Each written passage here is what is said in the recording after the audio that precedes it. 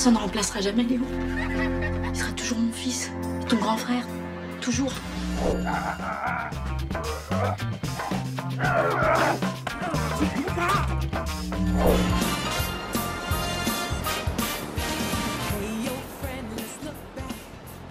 Un film sensible sur la construction de soi du cinéma Made in Uganda et visite de Broadway, temple des comédies musicales. C'est le programme de ce nouveau numéro de À l'affiche. Bienvenue à tous. On commence avec du cinéma et la sortie en salle cette semaine du film Un vrai bonhomme, un premier long métrage sur la difficulté de trouver sa place face aux injonctions de la société et notamment celle d'être toujours plus viril. L'occasion aussi de découvrir le talent de jeunes acteurs prometteurs aux côtés de la comédienne Isabelle Carré. Ça commence comme une banale histoire d'adolescent. J'étais pas sûr que tu viendrais, hein? Bah évidemment que je suis là.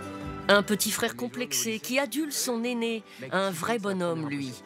Bonhomme en argot, c'est quelqu'un de dur, de viril et de courageux, un vrai mec quoi.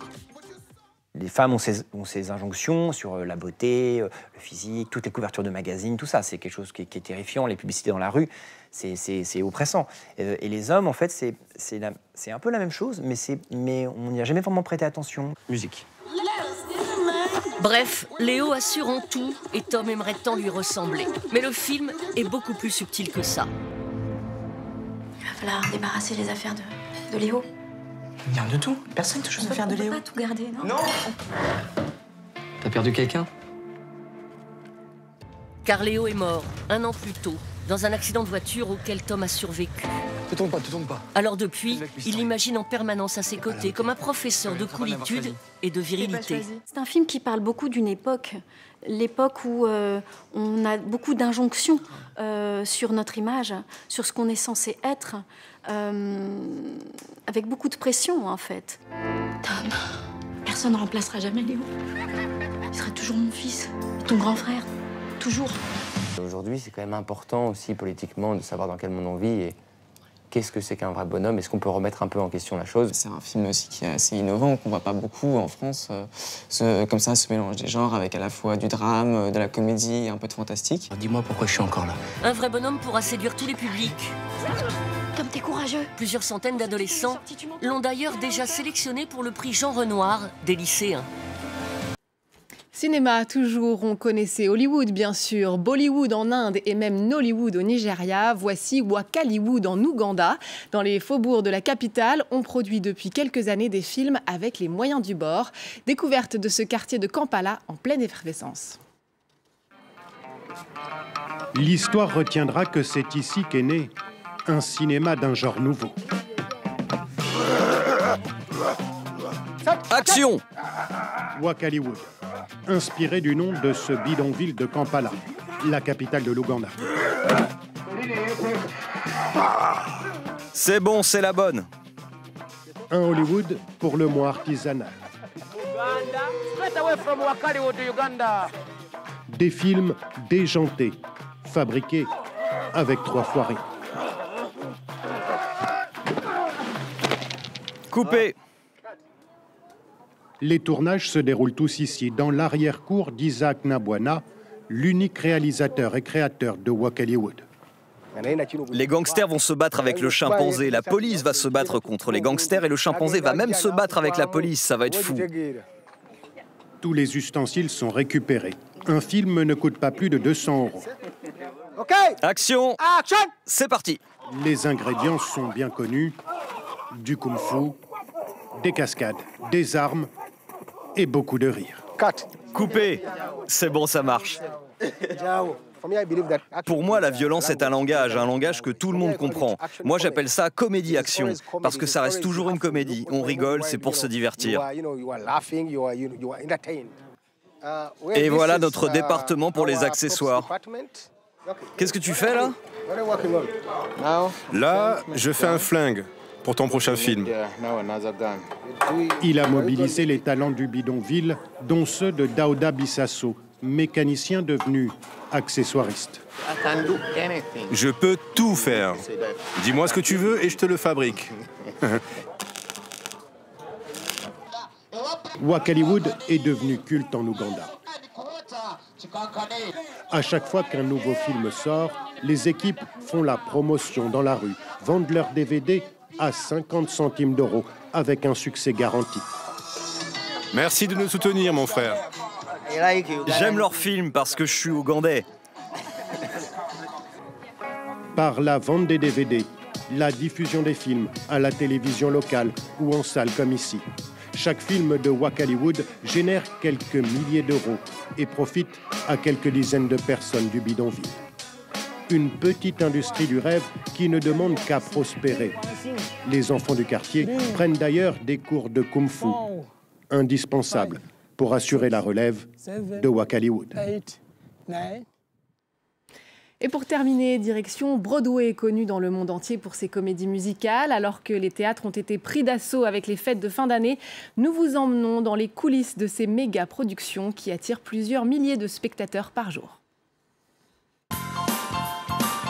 8 lettres qui excitent les touristes et font fantasmer les artistes dans leur route vers la gloire. Broadway, le cœur de New York, rapide comme une batterie, et le temple des comédies musicales. Des histoires d'amour, du jazz, du rock, des adaptations en tout genre et un spectacle de légende joué ici sans interruption depuis 32 ans.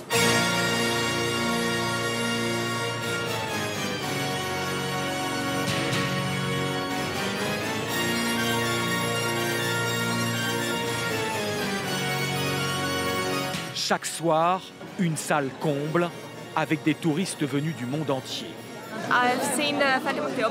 J'avais déjà vu le fantôme de l'opéra quand j'avais 16 ans et je me souviens que c'était un super spectacle. J'ai envie de le revoir. Au Majestic Theatre, on se prépare pour la 13 300e représentation du fantôme de l'opéra. Gisèle Alvarez est danseuse et nous guide dans les coulisses. Regardez, ça, c'est le lustre. C'est vraiment un personnage à part entière. Il se déplace au-dessus du public, il s'illumine. C'est assez spectaculaire. J'adore regarder le public qui est bouche bée quand il passe au-dessus. Après 4 ans dans la troupe, elle garde le même frisson tous les soirs. La musique de ce spectacle, c'est comme une drogue. Dans sa loge, Megan Picerno, qui interprète le rôle-titre de Christine, finit de se maquiller. Je dois m'échauffer un peu la voix, mais pas trop, car je vais utiliser le spectacle lui-même pour me chauffer. Et quand j'arrive à l'acte 2, qui est le plus fort en émotion, j'ai une voix à pleine puissance.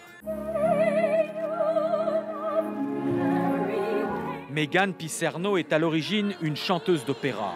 En arrivant à Broadway, elle a mesuré la performance physique que représente le métier d'artiste de comédie musicale. Ce spectacle est un rouleau compresseur, un marathon. Toutes les actrices qui ont joué Christine vous le confirmeront, son personnage est sur scène pendant 2 heures. Elle chante, danse, bouge constamment. Les seules sorties de scène sont pour vite se changer, il n'y a aucun répit. Des performances plébiscitées par le public. À Broadway, les chiffres des théâtres sont spectaculaires. 40 000 places chaque jour, taux de remplissage de 94% et 12 milliards d'euros annuels de revenus pour la ville de New York. La dernière création sur Broadway, la pièce Oklahoma, place la scène et l'orchestre au milieu du public. Malgré le prix onéreux, en moyenne 130 € la place, les spectateurs sont bluffés et les acteurs ont chaque soir leurs fans qui les attendent à la sortie. Je suis étudiante à New York et c'est la 21e fois que je vois cette comédie musicale. J'y retourne tout le temps. À Broadway, le spectacle n'est pas que dans les théâtres. Bienvenue au Stardust, l'un des seuls restaurants au monde qui recrute ses serveurs après une audition de chant.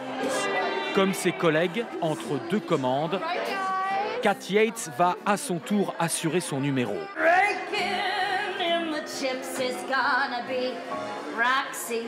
On s'accroche tous à notre rêve ultime, mais en attendant de jouer à Broadway, je suis très heureuse de gagner de l'argent ici tout en m'entraînant.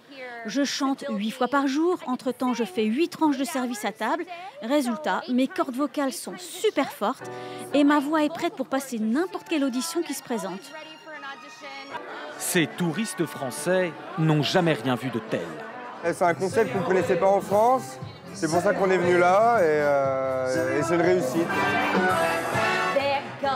Comme des milliers d'autres acteurs et chanteurs venus chercher leur étoile à New York, Kat Yates espère rendre un jour son tablier pour traverser la rue et monter à quelques mètres d'ici, sur les planches de Broadway.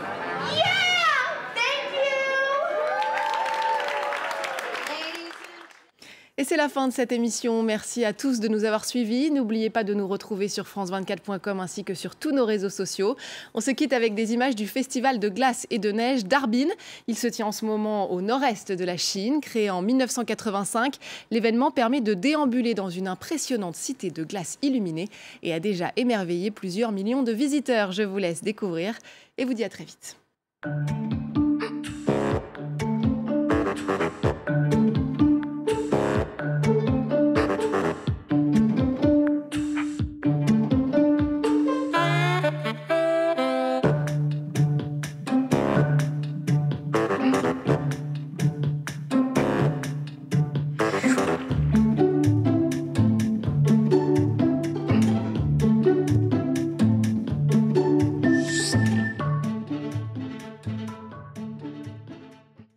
Avec Ski7, vous avez regardé votre programme. Ski7, location de ski partout en montagne.